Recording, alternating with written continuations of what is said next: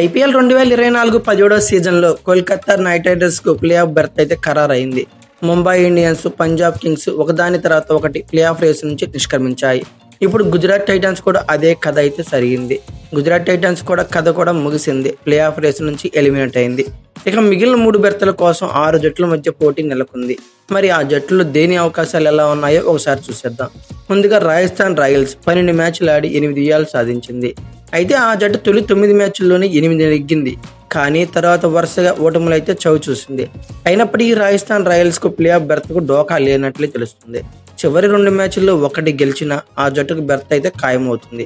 2 గెలిస్తే అగ్రస్థానం ఆ జట్టు సొంతం అవుతుంది. పంజాబ్, కోల్కతాలతో తన చివరి 2 మ్యాచ్లు ఓడిన రాయల్స్ ముందంజ వేస్తుందని చెప్పుకోవాలి. కాకపోతే ఆ మ్యాచ్ల్లో చిత్తుగా ఓడిపోకుండా తక్కువ తేడాతో ఓడితే ఇప్పుడున్న 16 పాయింట్లతోనే ప్లే ఆఫ్ బెర్త్ని అయితే ఖరారు చేసుకుంటుంది. ఇక తర్వాత రాజస్థాన్ తర్వాత మెరుగైన అవకాశాలు ఉన్నది సన్ రైజర్స్ హైదరాబాద్కే. ఆ జట్టు 12 మ్యాచ్ల్లో 7 విజయాలు సాధించింది. మిగతా 2 మ్యాచ్ల్లో మాత్రం గుజరాత్తోనూ, పంజాబ్ కింగ్స్తోనూ గెలిస్తే నేరుగా ప్లే ఆఫ్స్కి అయితే చేరుతుంది.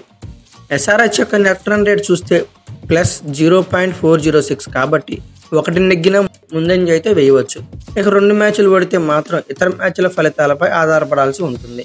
ఇక 13 మ్యాచ్ల్లో 7 నెగ్గిన చెన్నై తన చివరి మ్యాచ్లో బెంగళూరును ఓడిస్తే ముందంజ వేసినట్లే. ఆ జట్టు నెట్ రన్ రేట్ అయితే మాత్రం +0.528 చాలా మెరుగ్గా ఉందని చెప్పుకోవాలి సిఎస్కేది. కాబట్టి వేరే ఇతర మ్యాచ్ల ఫలితాలపై సంబంధం లేకుండా ప్లే ఆఫ్ బర్త్ అయితే ఖరారు చేసుకోవచ్చు. ఇక Lucknow super Giants, Delhi Capitals చెరో 6 విజయాలు సాధించాయి. ఆ 2 జట్లు నెట్ రన్ రేట్లో బాగా వెనకబడ్డాయి. లక్నోపు ఢిల్లీ, ముంబైలతో తలపడాల్సి ఉంది. లక్నోపు చేతిలో ఢిల్లీ ఓడితే ఆ జట్టు కథ ముగుస్తుంది.